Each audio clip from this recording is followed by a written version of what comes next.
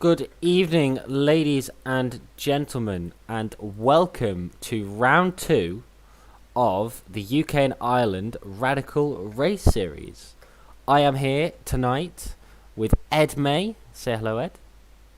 Hello, everybody. Unfortunately, Ed wasn't able to make it to the last race due to some connection problems, but he's here now. Connection problems all resolved, I hope, and we should be getting into qualifying. There it is, just going into qualifying now. So, what are we expecting from this race tonight, Ed?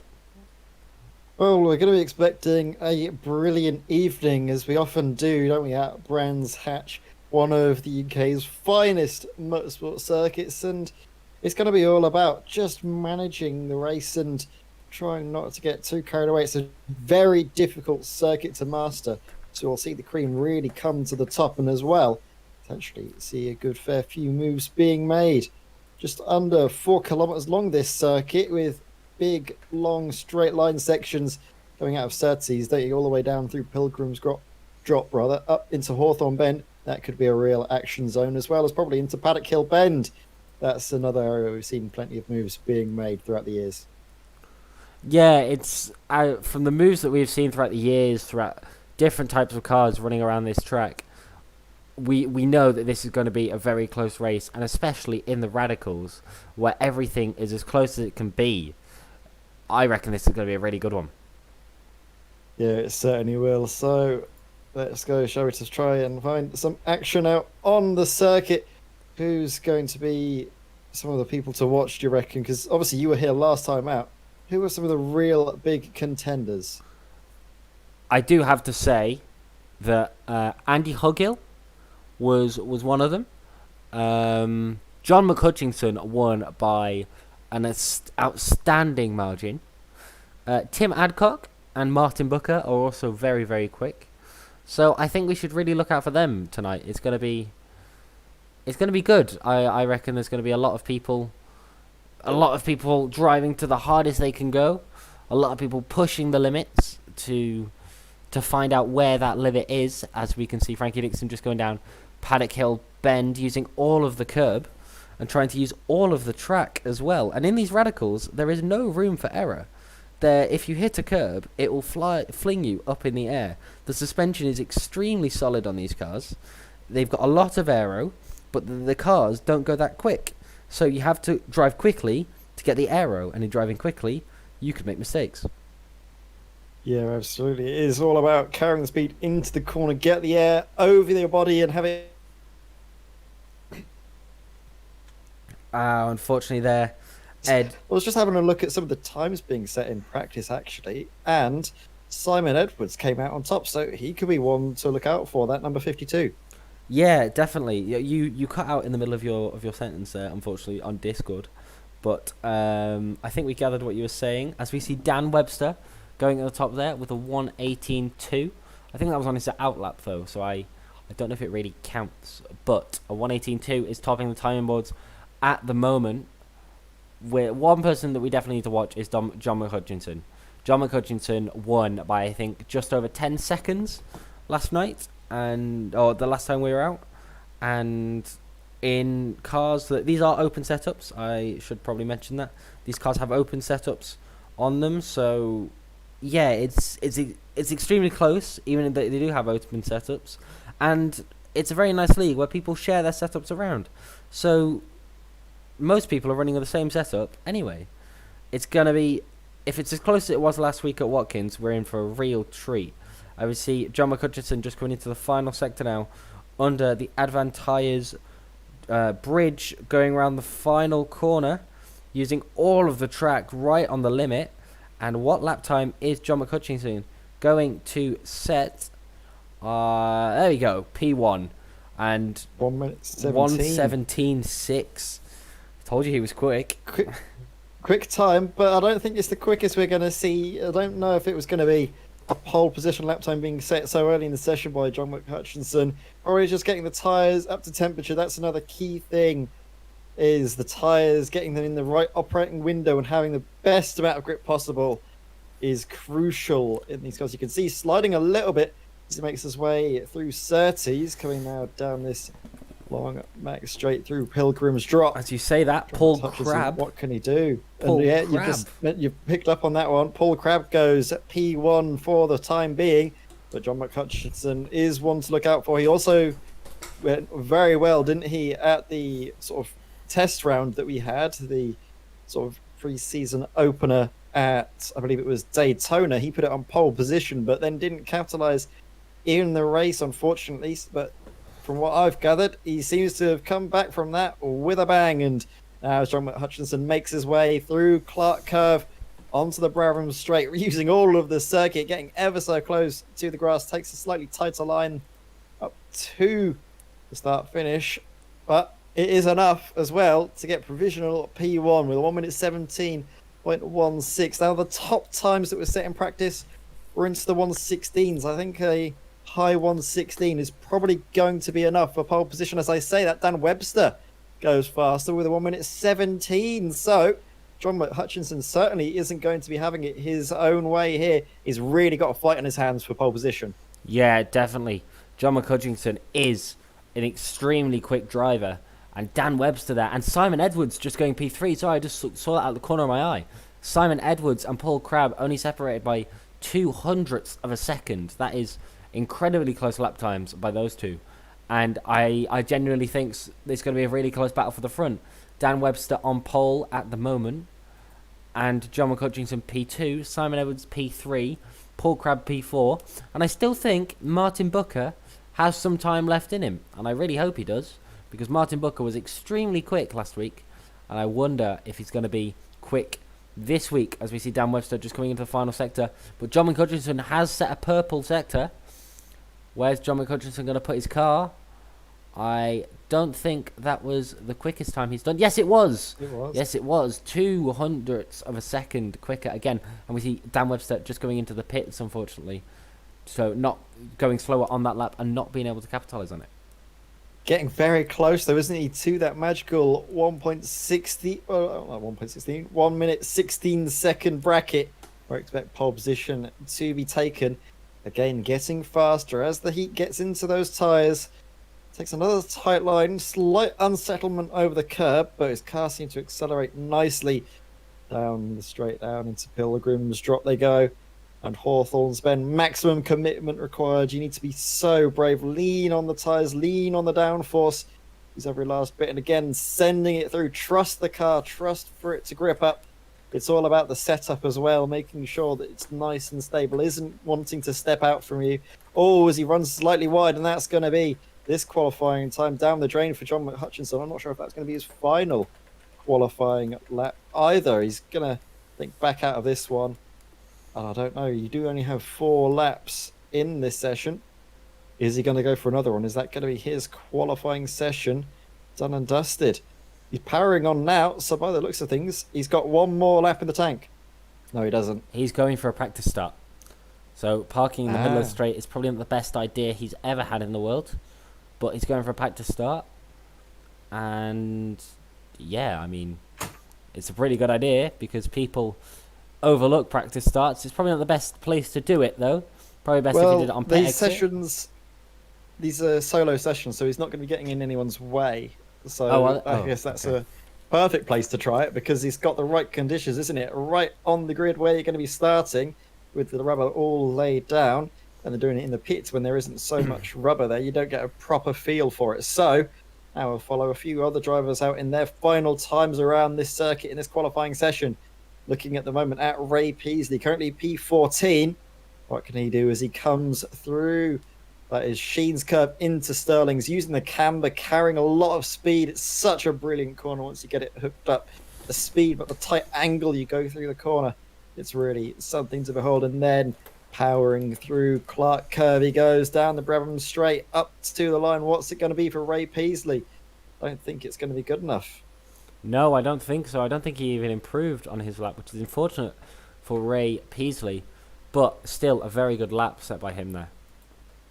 Yeah, Dave Dowson looks like he could be good for an improvement, though. Personal best in the first 2 sectors, maybe not so much in the middle couple. And now as he makes his way through Sterling's, down through clearways, and then Clark curve to go. That's a personal best there in the 5th sector. It's the final one to go. Flat out, full throttle up to the line. What will it be for Dave Dowson? Final driver to set a valid lap time, but it is, and while it is an improvement, it's not an improvement for position, only to his lap time for Dave Dowson. And Ray Peasley, as he comes around this lap, I don't know if he's going to be able to finish in time. No, pulls over to the side of the road, and that is qualifying over and done with, Cameron. Yeah, unfortunate for some of the drivers there, but honestly, it is extremely close in this session, and it always is in these. But here we have the grid. I'll let you run through it, Ed. I'll let you run through the grid. Okay, so after a brilliant tight qualifying session that was separated by just 0.02 of a second, we see John McHutchinson starting from pole position with Dan Webster alongside him in second place. Simon Edwards there in third, and Paul Crabb, don't count those two out, all within 0.2 of a second of our pole sitter. Martin Booker is in fifth, ahead of Frankie Dixon, with Dominic Liang-Webb and Dave Kirkman in 8th.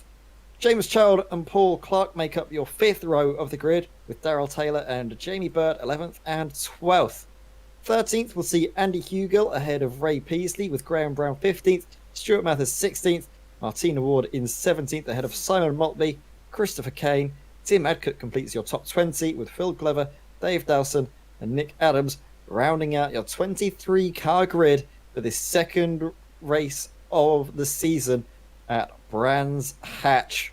What a race it's going to be. What a close run thing it was in qualifying as well. Any one of the top 4, top 5, maybe even top 10 could come away with a race victory here. Yeah, we're going to watch the start here. But who is your prediction to get off the line as quick as they can go? And who do you think is going to lead into turn 1? Because all of these cars are starting on different elevations. There are bumps all across this track, and the radicals do like to spin off the starts. So, what's your prediction? Well, you tend to see the left-hand side of the circuit here at Brands Hatch, to the camera's right, will always have a little bit more grip because of all of the rubber that's been laid down. So I could have an idea that maybe Dan Webster could be an outside shot to just, sweep it around the outside at Paddock Hill Bend. But then as you come through Druids, it's so difficult, isn't it, to hang it around there. So even though Dan Webster might be able to get in front into the first corner, I think John McHutchinson will hold on to finish this first lap in the lead. But the lights will come on, and we will go racing here. It's all about hypotheticals. No, it's not. It's about what can actually happen. John Webster does get a good start. He could be on to slingshot it around the outside, but no. John McHutchinson holds the inside line firm and steady and comes through into the lead of the race from pole position. Meanwhile, further back, moves and shakers. James Child going for a move on Dave Kirkman. There we can see the two of them side by side there. And Martin Booker actually was trying to defend from Frankie Dixon going into Graham Hill, and he was able to hold for the moment. Cars making sure as well, we haven't seen too many incidents so far at this opening stage. Usually at Brands Hatch, it's a bit of a bump fest going at Druids for the first time of asking, but they've gotten through that nice and clean. Yeah, just seeing a little battle here from Jamie Bird and Darrell Taylor. Jamie Bird just backing out of it. Good move there on the first lap. But I think we're going to have to go back to the leaders as John McHutchinson has taken the lead. John McHutchinson has passed Dan Webster. But going wide there is Dan Webster. Dan Webster going wide. Well, this is going to be an extremely close race from these two, and it's all going to count on the mistakes. It is, and it's all about being consistent in these races an hour long. So you need to manage the race, really, is first and foremost. Not going too ridiculous, not trying these maybe sort of heroic moves, and instead thinking about the long game, trying not to take too much out of the car, because you can find yourself getting all sorts of out of shape later on in the race. So as we see Dave Kirkman first having to defend from James Child, and then maybe trying to think about a move on Paul Crabb. We come to a replay here. Off the start, there was a car already off. I'm not sure who that was. I think that was Andy Hugill. Let's see if we can go live with Andy Hugill. See if he has any damage. bits of that rear ring on the right hand side. Definite damage on Andy Hugel's car. He had a nightmare start as well. Didn't even get up to the first corner without finding a trip onto the grass there. So unfortunate to see that. But we can focus up to the front and see, well, Martin Booker from Historic Racing having to defend a little bit now and actually makes a mistake. That was coming out of Sterling's. He loses not one, but 2 places. And as I say that, look at this down the inside. Dominic Young-Webb absolutely goes for it, doesn't he? He sees the move and he sends it coming through Clark Curve. But it's not just done yet, is it? Frankie Dixon around the outside into Paddock Hill Bend. Can't make the move stick, although he was the cut back into Druids. It's looking likely for, well, a great little move. But again, he can't seem to get it to fully stick. Eventually he does. Frankie Dixon there back up into 4th place. Martin Booker, though, really loses out from that one mistake. Yeah, Martin Booker just losing out on so many positions there from a tiny little mistake. But that's the thing with Radical Racing. Everything is so close to each other, and you will lose out at some point if you make a mistake. And just going a little bit off track or taking a little bit too much curb can cost you 2, 3, and even 4 positions at some points. Yeah, it really can. So, especially at this early stage, it's imperative to keep your cool and look after your car. Speaking of keeping his cool, John McCutcheon has been very strong at the front of the race, currently nursing a second gap to Dan Webster, who himself has just about a second to Simon Edwards. So the top 3 all just being a bit cagey, keeping a step, but not losing out too much. Playing, like we say, this long game as we're only 4 minutes into this 1 hour race. But look at this. These drivers, they're treating it like a full-on sprint, aren't they? Down the inside. A little bit of a look from Martin Booker. A little bit of a tap of the brakes, though, backing out. And that could open the door wide for Paul Crabb to have a little bit of a look, a little bit of a sniff. Can he go for it? No, he doesn't. Shifts back in behind, keeping it single file. You can't really afford to have too many too wide moments because these cars, they are so sensitive, aren't they, to any amount of side-to-side contact that can really hamper your downforce. Yeah, definitely. Just a little bit of contact can force you off the track, and it can be stressful at some points, and it can be horrible to watch, but people will go off, people will make mistakes, and it will happen to some people. Yeah, Aaron, what would be your approach to this little fight? You can see, if you were Paul Crabb, you can see that there's a definite fight that you're involved with. What would be your approach to it? Would you just go in and try and get to the front of it as quickly as possible, or just slot in behind and hope it all calms down? I would definitely wait a little bit, try and figure out where he's losing his time, where he's gaining his time, and see where I can just try and gain time on him. See where he's losing positions, see where he's gaining positions, see if he's stronger through some sections. Or, if you're someone like Paul Crabb, you would absolutely send it up the inside at, I don't know, probably Druids. So somewhere where you're not expecting a car to go up your inside. And that's what Paul Crabb does best. Yeah, it's all about getting the run through Paddock Hill Bend. That is going to be crucial for any overtakes to be made into Druids. But you are right, that is one of the key overtaking spots. But we also come to another. Down through Pilgrim's Drop they go, 2 wide up in front of Frankie Dixon and Dominic Young-Webb. Dominic around the outside. Frankie Dixon holding the inside firm through Hawthorne Bend. And they keep it nice and safe for the moment. Again, though, it is just about getting the slipstream. Not able to capitalise, though. I think Frankie Dixon, he's got the smarter approach to this. But with all of this fighting, he's kind of acting a bit like the cork in the bottle at the moment. Yeah, just trying to bunch the track up, bunch the cars up, and seeing if he can create a battle between the cars behind so he can pull away. Because I think he's realised that Simon Edwards is extremely quick. They've already pulled a 3-second gap on them. So near enough 4 now. So I think these guys are just going to have a battle for themselves. And yeah, it's going to be incredible. It's going to be very close as we see Paul Crabb sending it up the inside of Martin Booker. As I said last lap, just sending it up the inside into Druids, which is such an overtaking move on this track. And probably one of the best corners in the UK, in my opinion. It is really good, isn't it? Coming out through Pilgrim's Rise into Druids and carry lots because it is quite a sort of a wide angle hairpin. It's not one of those tight, horrible hairpins that some circuits have. It's a really nice flowing section of circuit that benefits drivers that are good and committed. Speaking of good and committed, who's going to be the bravest of the two in the background? Paul Crabb on the inside against Martin Booker. Martin again looking around the outside, trying to find any way through. He's not had the best start to the race at all, as Martin down 2 positions since the start. But then again, so is Paul Crabb, so they're both trying to make the best out of a bad situation. Drivers, though, that have come on very well. Nick Adams starting from the back, up 7 places so far.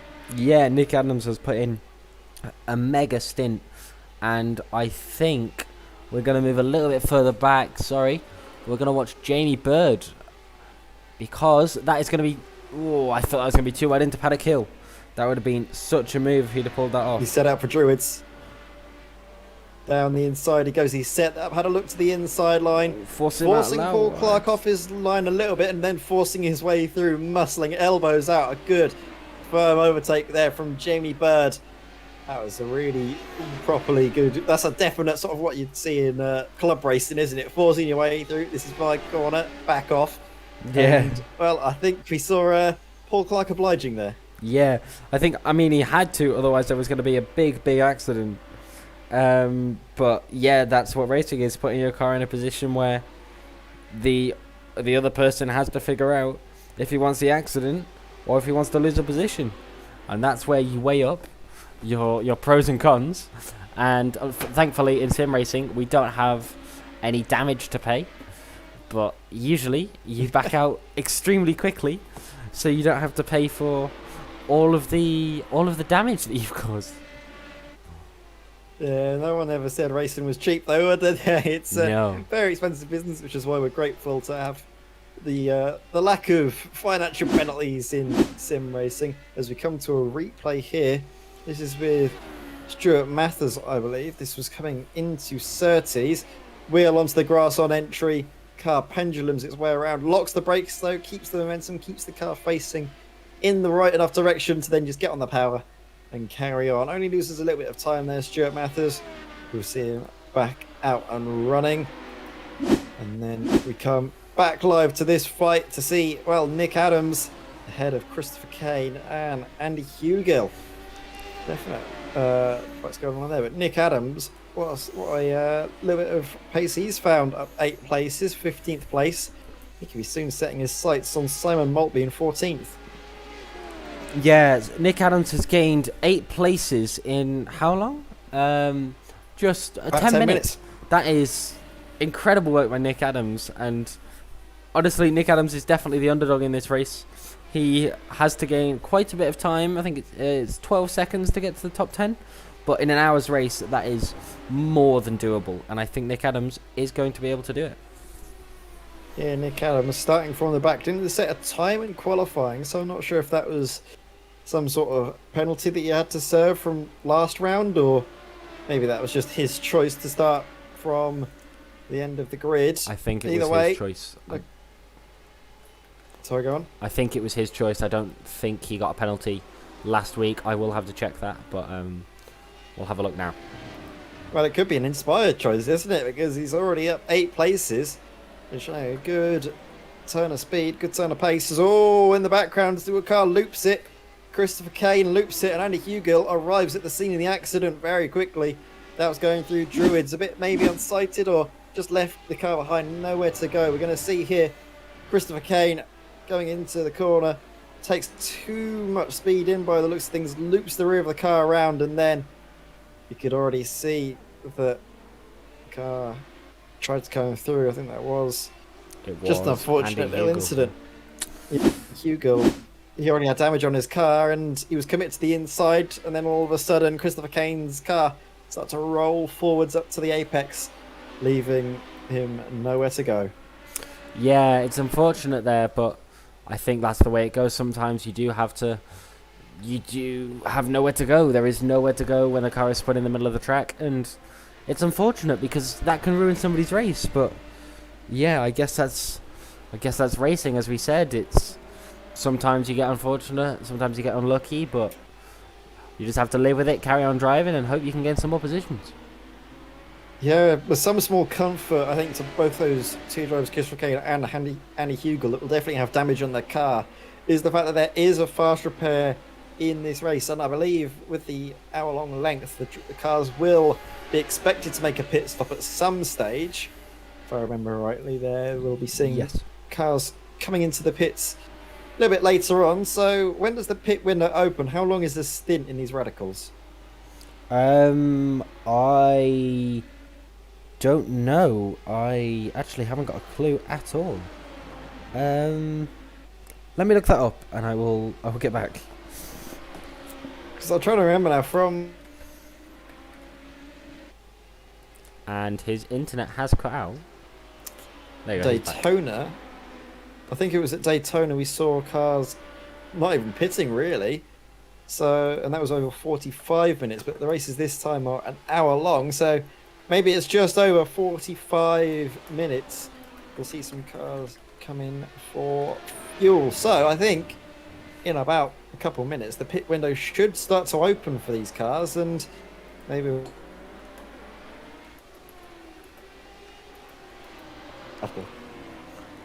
your mic is cutting out, Ed, unfortunately. Oh dear. Yeah. I'll try and see if that's fixed. Is it's a little bit better, Cameron? I'll try and move it a bit closer to my face so you can hopefully not have it clip out on me and you can hear me a much higher quality. Yeah, I mean, I think it's your Wi-Fi, but it doesn't matter. We can now hear your dreary tones, so all is well. Oh dear. If it's my Wi-Fi, then oh dear. We'll try and figure it out as the season goes on. I'll get myself.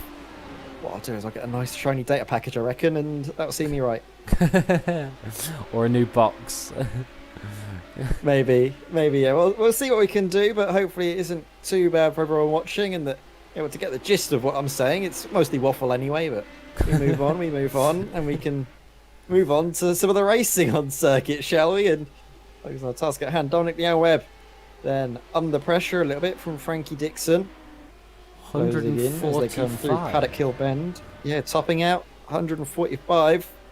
I'm not sure though. It depends, does it, on the different downforce packages the cars can run, and also from slipstream. I reckon high speeds we'll see around about 150 miles an hour before they get onto the brakes into Paddock Hill Bend.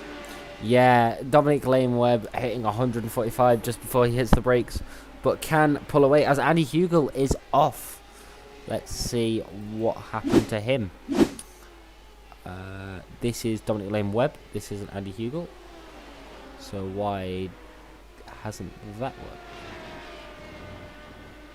Doesn't make sense. Let's try again. There it is. So here's the incident from Andy Hugel. Just having, just on the brakes, I think, just clipping the grass, and thankfully he kept it out of the wall, held his brakes, but just having a little spin there, reversing and getting it back going. So glad he got his car back going. What's going to happen behind? I don't think he holds anybody up. Oh yeah, he goes wide to just let that car through. What a good man. Yep, tap of the grass coming out of Sheens happens to the best of us, doesn't it? I saw a few cars at the British GT round actually when it was at Brands Hatch make that same mistake. So even the pros do it. Like, don't think too hard on yourself there, Andy. It's a very easy mistake to make. It lures you in, doesn't it, Sheens? When you come up to the corner, you think you can take much more speed than you can. And sometimes in these radicals, being as stiff they are, a slight little bump can send your car left.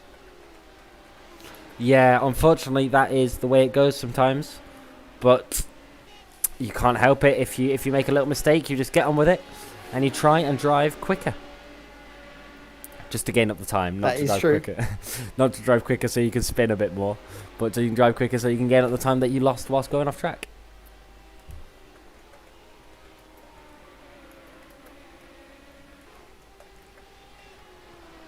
As we see Dominic Webb here going through the same corner Andy Hugel just went off. It's a very treacherous corner there because there are so many elevation changes going through, and it's unfortunate because lots of people just hit the brakes too early and they spin it. I think we're going to have to move back to Nick Adams as he looks like he's about to make up another place off Simon Maltby in P14. He should get the slipstream all the way down the straight. Yeah, been about 7 minutes since we last saw Nick Adams, and in that length of time, he's caught up to the to P14, number 16, Simon Maltby. What's he going to do? I think he's going to try and set up a move into Druids. Gets the best run possible coming out of Paddock Hill Bend, but the closing speed isn't enough. Defensive driving there from Simon Maltby, immediately covering off the inside line and then into Graham Hill Bend. He's not close enough to really send any sort of a move. You need to be right alongside to really go for it. You can't really just, dive in on the inside like no brakes, because you don't really brake for that corner as such. It's a bit more of a sort of feather of the brakes, if anything, or just to lift through and use the downforce through.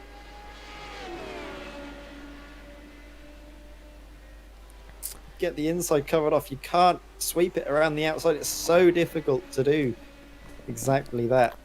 So I think, Nick Adams is going to have to wait just a little while longer. He needs to bank on getting the best run coming out of Stirling's and coming through Clark Curve as well. Those are the two real chances to go for it. He's right up behind though, isn't he? Definitely losing some amount of downforce from the dirty air of the car in front.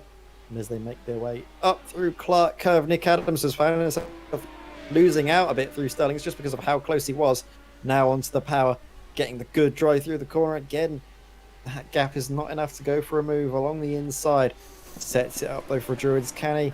Committed to the apex, carrying the speed through. It just seems so difficult at the moment for Nick Adams to find any sort of inroad on Simon Maltby.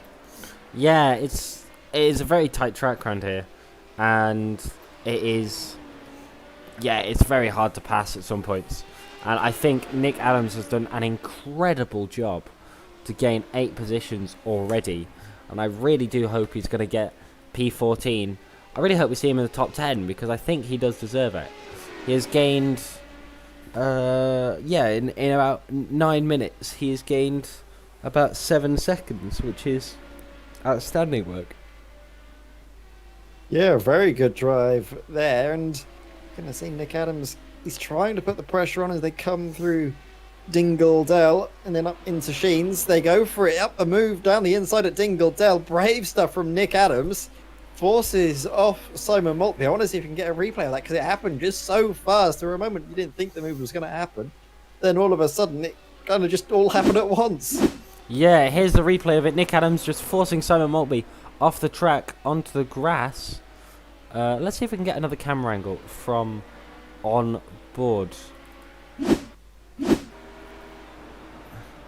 But Simon Maltby just seeing him at the last minute there and just being forced onto the grass.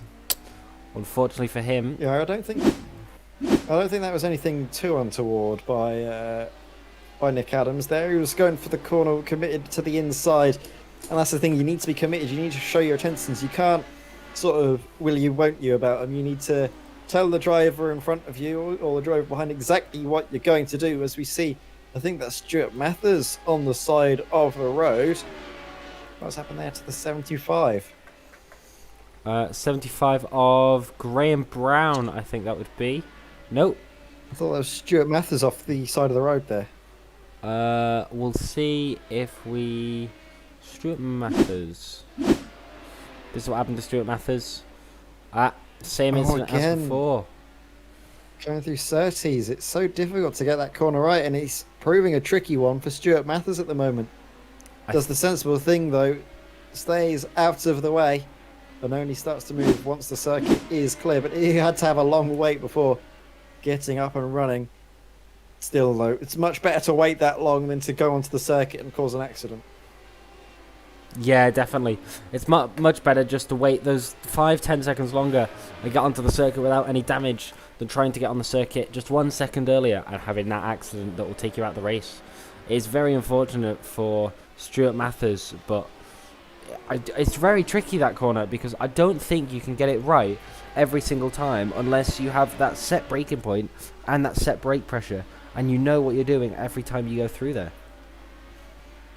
Yeah, I don't know, do these drivers use set brake pressure and set everything as the stint goes on? Because as the tyres wear, do you think that they maybe shift the balance a bit more rearwards, maybe to get that rotation into the car? I think they might do. Just shifting that balance a bit further back may help the cars turn in. The guys are That could be an reporting that they aspect, are losing grip, though, as we get that information from Dave Dowson. So, yeah, I think this is going to be quite interesting here. As the cars start to lose grip, they start to slide. So, you do have to ask yourself the question: do you stay out and stay on the same tyres, or do you, when you come in, change tyres and see if you can try and gain the speed, try and get the time back from changing tyres?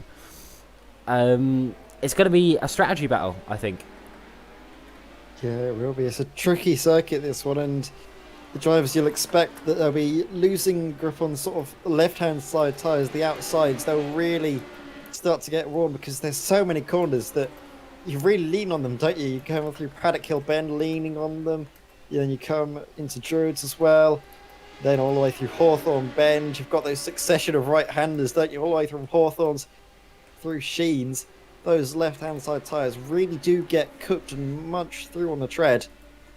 So that could be an aspect for the drivers to worry about. Is, as you mentioned, the tyre lifers. Oh, we see Ray Peasley get all sorts of out of shape coming into Westfield Bend. What on earth happened there? Was it just too much speed in, lost control onto the grass? I think it was, yeah, just getting too much speed into the corner and losing it on the grass. Could also be that understeer from the tyres wearing out. Yeah, I think all drivers are going to have to change tyres, but some people may take the risk and try and keep it on the same set of tyres, and it's going to be interesting. Yeah, as we say that, we can actually see the white flag being waved, so maybe we've got it all wrong and we're thinking that it isn't a 1 hour race. In fact, it is only a 19 lap race, so the drivers, while they have been losing out on tyres, this race hasn't gone on for as long as we thought we did. For some reason we thought this was going to be, well, an hour long race, but it's only going to go to the 30 minutes. So, as the drivers have lost a little bit of grip, we're going to actually come to one of our race leaders, I think, John McHutchinson, because he's going to shortly arrive at the end of the race. And, well, we might have been a bit lured in by the time at the top, but this is it. John McHutchinson comes across the line and wins for the second time this season. This time 2 on the bounce. First round at Watkins Glen, second round at Brands Hatch. Dan Webster and Simon Edwards come home second and third, and then a drag race up to the line. Dominic Young Webb is going for it. Dominic Lane Webb, is he going to take 6th place? No, he doesn't. Frankie Dixon pips him at the post. Excellent stuff there, though. What a fight at the line, and there's another fight potentially going on here as Ray Beasley is valiantly trying to fend off Simon Maltby. Yeah, I don't know why that timer was completely off, but it was. We do apologise for that. We'll have it fixed for the next round. We genuinely thought it was a 1 hour race in the Radicals, but after 19 laps, that is it. And John McHutchinson winning the race by a considerable margin, 3 seconds.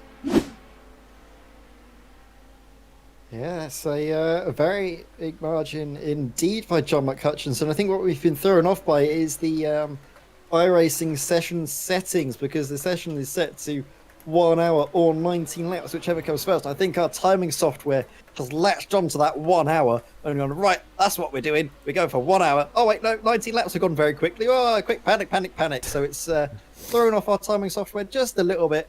But, of course, that doesn't matter, does it? What matters is the racing that we saw, and we were treated to an excellent race throughout the field. John Hutchinson, what a drive he had from the start of the race as he comes into the pits. And what a drag race it was as well for 6th place. Frankie Dixon just edging out Dominic Lane Webb. But it was close. Dominic with the inside line. Maybe thought he was going to get there, but Frankie Dixon took maybe a smarter approach. The longer run, the better drive out of the corner, taking the, I guess, line of least resistance, sort of narrowing the angle of the corner, really helped him. So that is it. That is the racing done, and we can hopefully have Cam run you through the finishing order for this second round of the season. I am trying to get it up, but because cars are still entering the pit lane, it is not letting me get the race results up. It is coming, quite slowly, but it is coming. We'll just wait for all of the cars to enter the pit lane, and then we will be able to show you the finishing results. As Dave Dowson said there, it was a max 1 hour session, and they set it to 19 laps. Yeah, so that threw off our timing just a little bit, maximum 1 hour, but 19 laps came first. Our timing software, I don't think, realised that the 19 laps existed until all of a sudden our racing was like, the white flag's being waved, did you know that? And then it sort of threw a bit of a wobbly at us. Hopefully the results will come up on your screens very shortly. And talk you through the confirmed finishing order for what was a brilliant second round of the championship. And Brands Hatch, well, it never disappoints, does it? It's always such a brilliant venue for motorsport, and these radicals as well, they haven't disappointed. I remember the little pre-season opening round at Daytona was a real feast for the viewing pleasure, but here we can see the results, and Cam, talk us through it. Well, P1 by an outstanding margin, and a runaway race there was from John McHutchinson. Incredible race by him. Dan Webster bringing it home P2 with a 4-second gap to John McHutchinson. Just behind him, 10 seconds behind him was Simon Edwards for P3. So there is your podium. So podium is John McHutchinson, Dan Webster and Simon Edwards. Paul Crabb coming in P4 with Martin Booker just behind. Frankie Dixon in P6. Dominic Lane Webb P7. Dave Kirkham in 8th. Darrell Taylor in 9th. And rounding out your top 10 is James Child. P11 is going to be Jamie Bird. P12, Paul Clark. P13, with an amazing position gain, is going to be Nick Adams, gaining 10 positions over the course of the race. Ray Peasley in P14, Simon Maltby in P15, Martina Ward P16, and Christopher Kane in P17 after a few incidents. Tim Adcock in P18. P19 is going to be Phil Glover. P20 is Stuart Matthews. P21 is Graham Brown. P22 is Andy Hugill. And P23 is going to be Dave Dowson. And that is rounding out your UK and Ireland Radical Race Series for tonight. And I do have to admit, that was a very good race, even if it did get the times completely wrong. Yeah, the times were thrown around a little bit. It was all somewhat confused with us. Apologies for that, but hopefully you still enjoyed all of the racing that we had to offer you. And we do have, of course, some post-race interviews, Cameron. So, would you like to have a word with our race victor, John McHutchinson? I would like to have a word with our race victor, John McHutchinson. Hello, John. Can you hear us? Yes, can hear you. What an incredible race yet again from yourself. How was that for you? That was a good race. It was tracks. It was very slippy. The temperatures were hot tonight, so the track was slippy, and so I'm glad I just went back to like a normal iRacing setup. Took two clicks of wing off, and I'm glad I did because the rear tyres were burned out. Yeah, and what was your strategy just going into the race after winning round one? What were you thinking for round two? Try to get pole position is the main thing around here because it's just a procession. It's very difficult to pass here. So once I got pole, it's just get round the first lap, get the tyres warmed up, and get the head down. I mean, we do have to admit you did run away with that one. After your battle on lap 1 with Dan Webster, we thought it was going to be a battle the whole race along. But no, you pulled away, you built a 4-second gap. And behind that was Simon Edwards with a 10-second gap. So it's fair to say you dominated this one. Yeah, I think Dan made a slight mistake on lap 1 or 2. I can't remember now. Ran wide at one of the corners, so that gave me a little bit of a buffer, and they lost the drag after that. So it looked comfortable, but it wasn't. Trust me. I mean, it looked comfortable from where you were sat, or from where we were sat even. It looked like you knew exactly what you were doing, and you had it all under control. Just before you let you go, is there anybody you want to thank? Anybody you want to mention on the stream? Yeah, I don't think I've mentioned Henry Robert on your stream yet. It's the guy that does my livery for me, so thanks to Robert. Your livery is pretty snazzy, mate. Thank you for joining, and well done on the win. Thanks, guys. Cheers. That there was John McHutchinson setting an incredible race, setting the pace throughout the whole race with a 4-second lead. What an incredible drive by him. Now we are going to bring in Dan Webster, P2 of the race. And Ed, I'll let you take this one. Hello, Dan. Welcome to the comms box. And, well, it was unfortunate you weren't able to really take the fight to John McHutchinson, but P2, you can still be happy with that. No, I'm very happy with that. I literally got back off holiday half an hour before the race started, so I'm delighted. Well, see, I guess you didn't have a chance to do much practice then in this session. No, I've not turned a wheel since last week's race where I embarrassed myself, so I'm very happy with that. Well, thankfully I wasn't there to see you embarrass yourself, so from my point of view, you're a very quick driver and one to watch out for the championship, especially if you come in off of no practice and do stuff like that. Yeah, hopefully. I've not managed to string a whole season together yet, although I've been in the league for 2 or 3 seasons. I keep missing races, so hopefully this time I'll make all of them and try and give John a bit of a challenge. But he's very quick. Yeah, definitely. And just talk us through some of the challenges that you had to face in this race to get second place. Noticed some of the drivers complaining about tyre life. I can't say I noticed that, to be honest. Although a few people said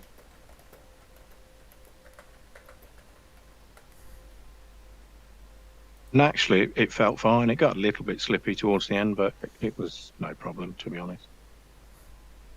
Fair enough. And was that something with your setup? Did you just have one more pre-made, or did you just bung on a standard iRacing setup? Paul Crabb actually sent me a setup because we raced together quite a lot. So I don't know what it was, but it worked quite well. He sent it to me, I put it on and sent it. Oh, well, fair enough then. That's a very good way to go. Is have some teammates that help you out no end. But thank you very much, Dan. Congratulations on your second place. Is there anybody you'd like to shout out? Not that I can think of, to be honest. I don't normally give shout-outs to people. Well, we can give you one, Dan. Big shout out to you, Dan, for coming home second place. Good drive. Yeah, Brill. Thanks very much. No worries, mate. Take care. Cheers. So that was Dan Webster joining me in the comms box, and I think we've got time for one final interview. And Cameron, would you like to do the honours with Paul Crabb? It's just the meatball damage. He was still talking to John. Oh no! Hello, Paul. How are you? Evening, gentlemen. I'm okay. Sweating a bit. That was an incredible drive by you there. Coming on P4, you must be happy with that. I was, because once I was behind Martin Booker and Dominic and Frankie Dixon, I thought, "Oh, I'm stuck here." But I took a bit of a lunge up the inside of Martin Booker, and he was quite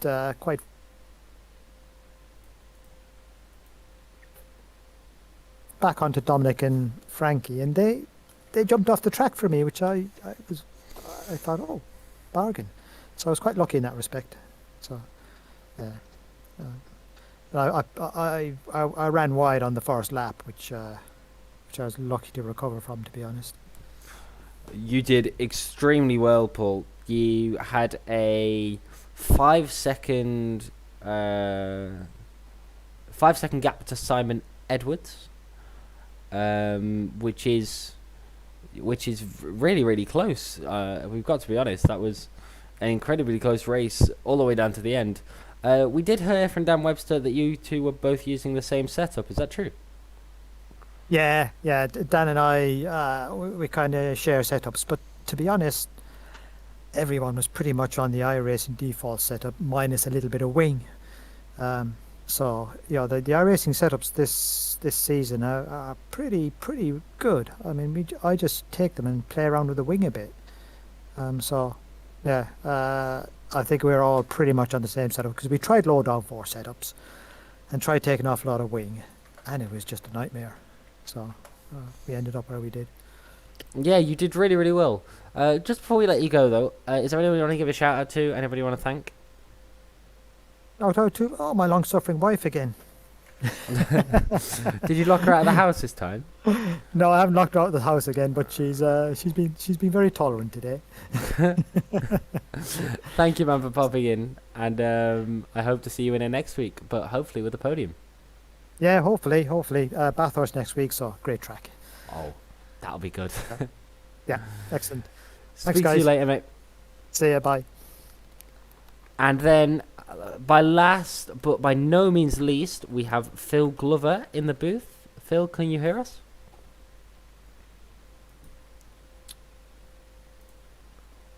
Phil, are you able to talk? Doesn't sound like Oh, we dear. have Phil. That's unfortunate. I was looking forward. Unfortunate. I was looking forward to Yeah, talking to Phil. definitely. Oh well, that's a little bit of a shame, but we are going to wrap it up there. What a night of racing, though. Yeah, absolutely. And this means I can't wait. Can next week come around sooner, please? I really want to see the cars around Bathurst. That's going to be a real one to watch. So if you haven't already, please make sure you're subscribed to Absolute Sim Racing and hit the bell notification to keep up to date for when we next go live for the third round of the championship, and we go to a land down under to Bathurst. Thank you guys for popping in, and I really do hope we see you next week. Same time, same place, same channel. Don't forget to drop a quick subscription, quick likes on the stream for Absolute Sim Racing. And yeah, we hope to see you next week. So it's goodbye from me. And a goodbye from me, and well, take care, stay safe, and we'll see you all very soon. Goodbye. Goodbye.